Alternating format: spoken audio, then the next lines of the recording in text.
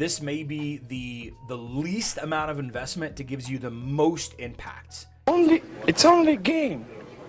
Why you have to be mad? One of the things that was pointed out in the chat earlier this morning that I happened to catch is this right here may end up being the first one to level up. Badada, another YouTuber, I believe he is a Japanese YouTuber, came up with this suggestion. The control class skill has a variable adjustment of damage reduced, right? The effect cannot trigger on a single target more often than once every 10 seconds. Damage is reduced by 7,200. It's physical damage, a physical damage reduction.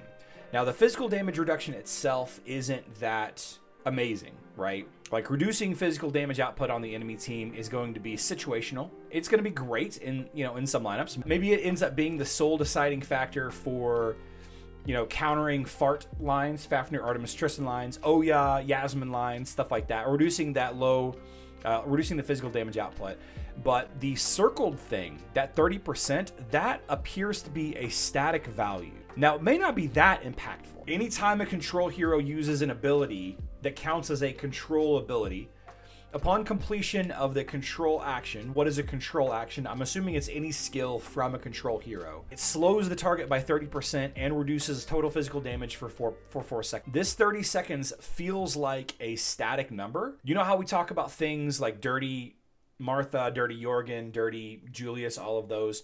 Some heroes like Araji's speed up, it's a flat speed up no matter what level your Araji is, right? Nova's stun, Nova the Titan, the stun is a static stun. It happens no matter what. No matter how no matter how strong your Nova is, no matter how strong or weak the opponent's team is, it happens.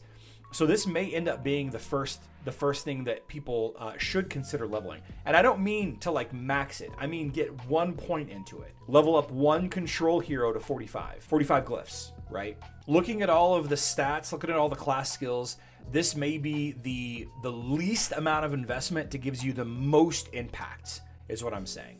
That's promising news for me, especially I like most of my control heroes. I love control heroes. My favorite heroes are control heroes. But if I were leveling up anything other than the warrior class with Kark, which I'm not actually going to do that on mobile, this is what I'm considering doing first. Now, beyond this, I think a guide for leveling your glyphs is really going to be super subjective depending on what kind of team you play. If I were playing a Fafnir, Artemis, Tristan line, for example, then the marksman class, which increases damage whenever the enemy's health is lower, I think that's what it was, that is going to be probably the priority. Yeah, if the target has less than a certain percentage health, any additional damage, any additional attack will do more damage. It's really going to matter a lot depending on what you have. I think the tank skill may be the least impactful depending on the tanks that you choose. Like, for example, you don't want to increase the magic defense on your Rufus. You don't want that. I think if you use a lot of the Oya Yasmin team, the warrior is going to be really good.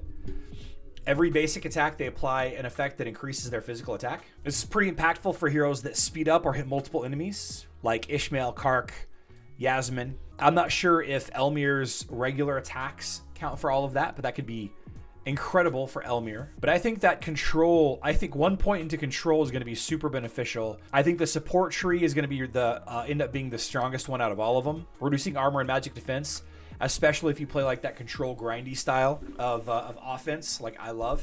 If you play the big, fast, burn down enemy team kind of line, then, obviously whatever style of hero you like, be it mages, marksmen, or warriors, or, strong tanks is going to be the way to go. In the YouTube video, Daniel mentioned there could be at least 2 strategies or max out all glyphs of one hero.